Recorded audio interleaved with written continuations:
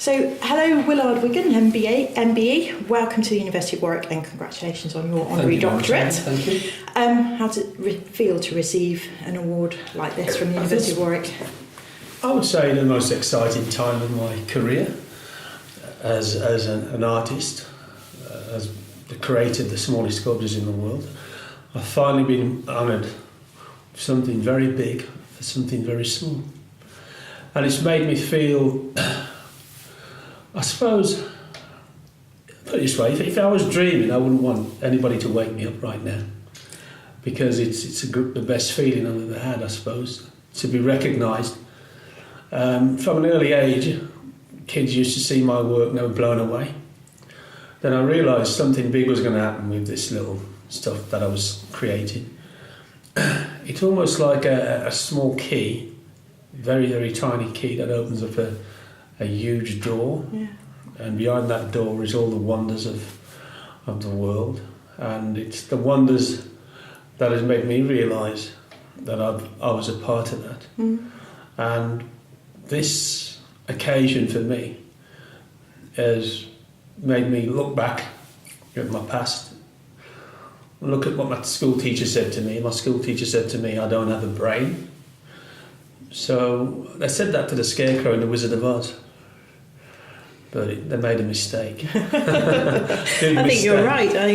And it's made me, I'm overwhelmed with joy, and I feel, I mean, if there was I don't think there's a word in the dictionary to describe how I feel. It hasn't been invented yet. Well, we're delighted that you've come and accepted and going to be receiving the award in a few moments' time. And you said about the tiny key opening the world to you, and you are known the world over for your incredible works of art. And you mentioned little Willard, 10-year-old Willard. Did you ever think... 5-year-old Willard. 5-year-old Willard. Did Yeah. 5-year-old Willard ever imagine that you'd become an artist? Well, my mother would always say to me, every time I made something, she'd always say, if it ain't small enough, it ain't big enough.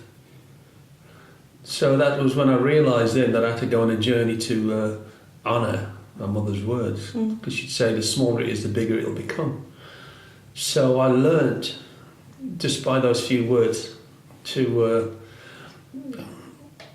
go into an obsessive compulsive behaviour or habit of making small sculptures. Yeah. And it was a way of me expressing myself. I suppose the word nothing comes to mind, but then there's no such thing as nothing. So I wanted to sort of show people how big nothing can become, what they perceive as nothing they can't see. And if you can't see something, doesn't mean it's not there. We all came from this microscopic world anyway. So I've put a different perspective on the way we see the world, because that's where we all come from. Our body's made up of atoms and antibodies that fight off tiny little things in our bodies that cause problems. So my work is a message. It's a message. It's saying the beginning. You know, that a million miles begins with one step. Smallest link, a link can break a chain. You see what I mean? Yeah. When it rains, it starts with one raindrop. So I don't think that there's a bigger message than what I do. And they say little things mean a lot, and that is a fact. Mm. My mum used to say, you can say everything and mean nothing, and say a few words and mean everything. And little becomes much in the master's hands. So I had to create my own little world, which would speak for me. Yeah. Because academically, I couldn't express myself, because it was just, not because I was illiterate. I had a learning difference. That's all. I learned different to everybody else, but at the time, it wasn't diagnosed what I had, having this autistic. Well, I don't call it a problem. I call it a blessing, because if you flip the coin over, look where I am today. Right. So if I never had it, I wouldn't be who I am. So I'm quite I'd have to sort of thank a bit of autism and thank God for giving me the gift, and my mother for encouraging me, and thank Warwick University for making me become a doctorate, an honorary degree. So I'm put it this way, I've never flown before, but I think I'll be able to fly in a minute with joy. I think I'll be the first human being to fly without wings, you know. So that's how I feel right now. You mentioned earlier on that you develop this way of working. You say it's an obsessive way of working, and your work extremely demanding. You work for hours on end.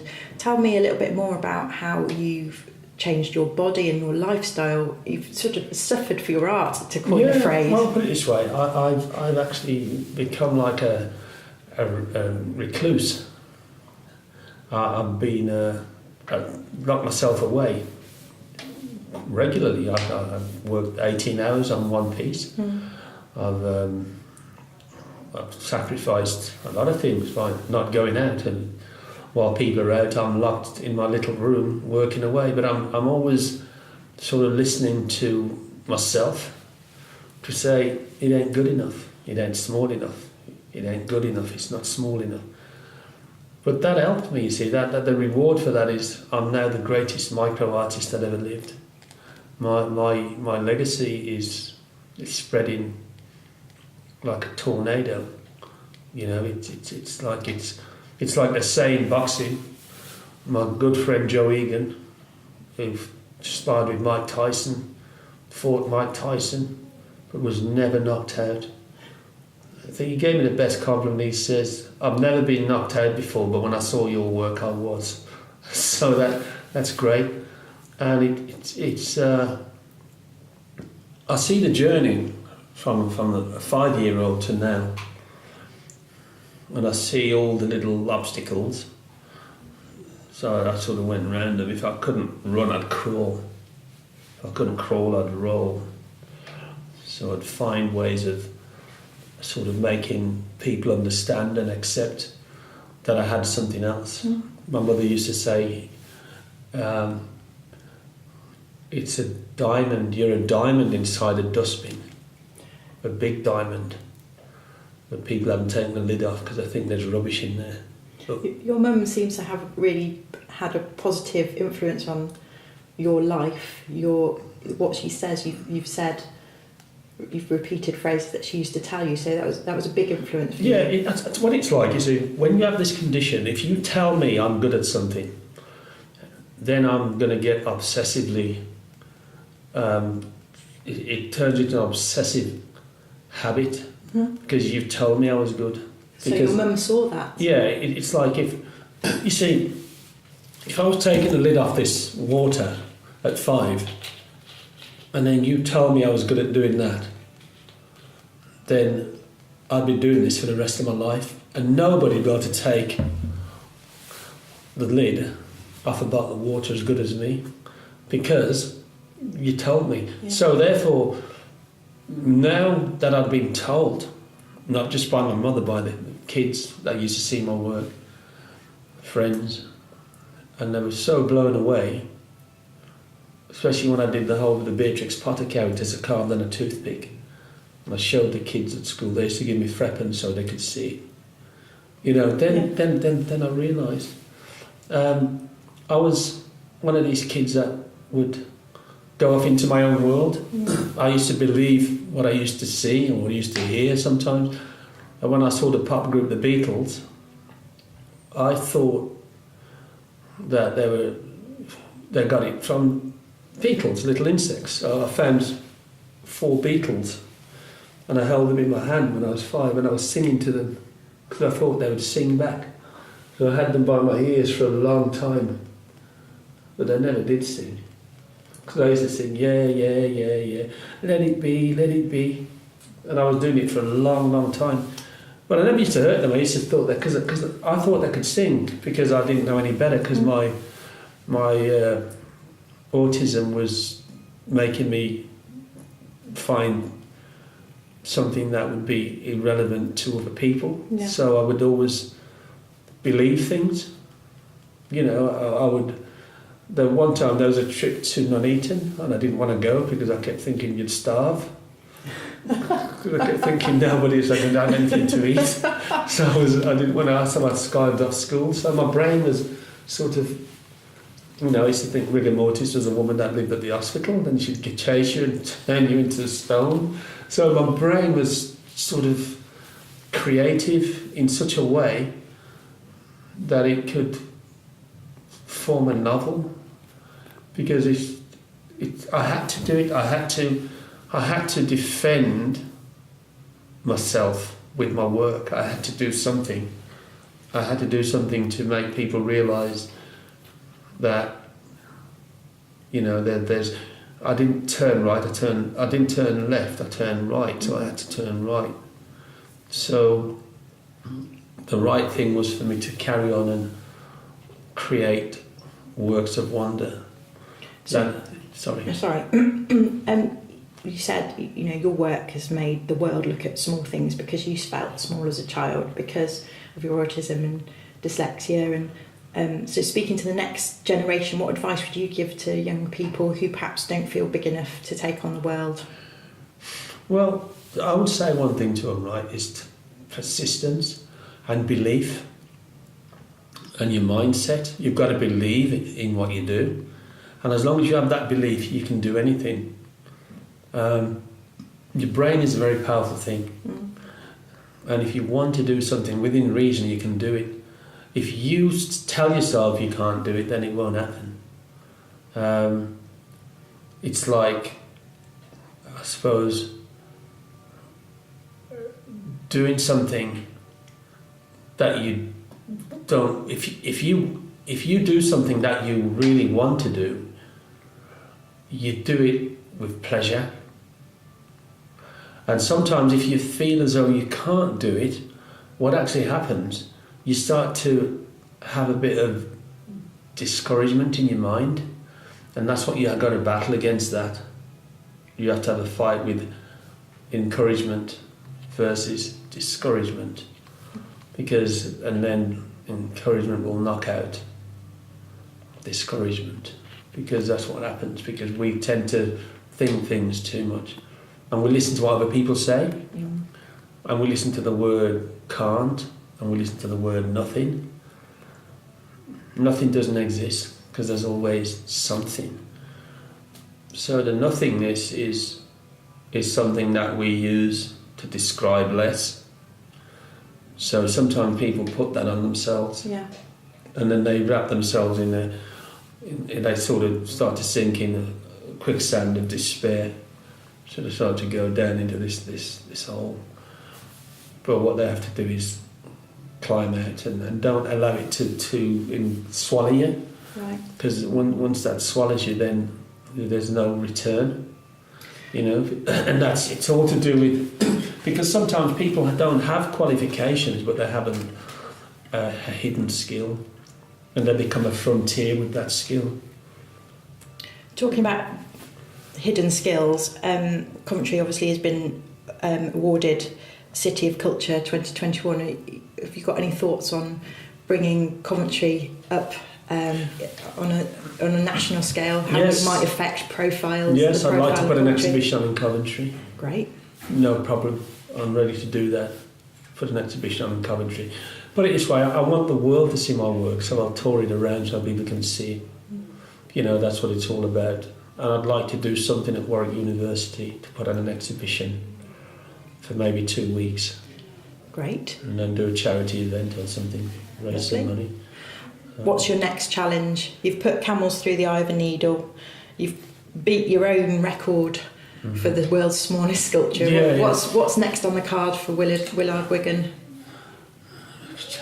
Well, I intend to work on some musical instruments, put them in the eye of a needle. I'm working on a choir of all 15 people singing in the eye of a needle. And also I'm going to do some more nursery rhymes, because they sort of remind me of my childhood, nursery rhymes. Yeah. And then I'm going to miniaturise celebrities. I want to start doing a lot of celebrities. So I'm going to miniaturise, and also I want to put Matthew Bolton, the sculpture of Matthew Bolton in the Eye of the Needle, a statue that you see in Broad Street. And I'd just like to say this, they haven't seen the best of me yet. There's a lot more. And now that I've been honoured that they're going to see something else now. So you've just given me something else.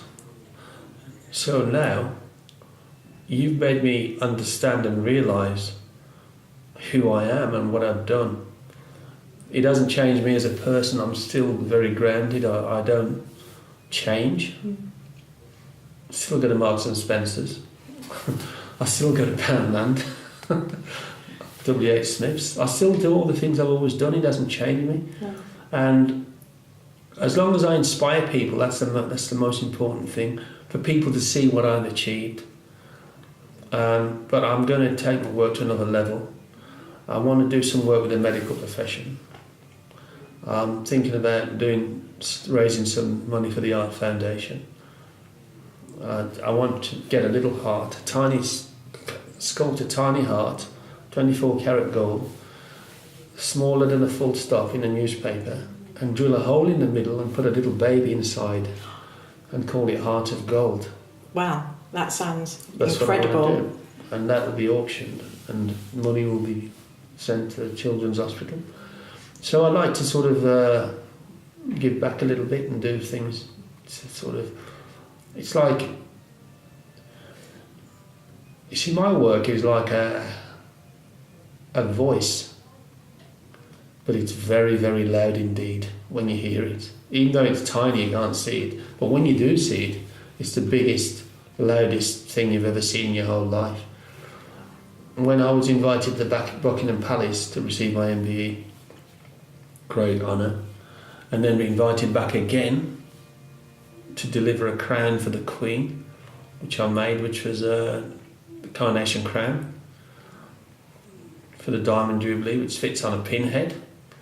It's so small I could put 3 of those crowns on a pinhead. I put all the diamonds in, everything. Her Majesty was so overwhelmed, I got 3 letters from her. But I told her not to wear it, it's a bit too small. But at the same time, that is great. That this is, to me, I think this is probably the biggest honour for me. Wow. This is the biggest honour, to be recognised and given a doctorate. To me, this is the biggest honour for me. Well, we're delighted that you could come and receive it today. So, Willard Wigan, thank you very much. Thank you, and it's a pleasure. God bless.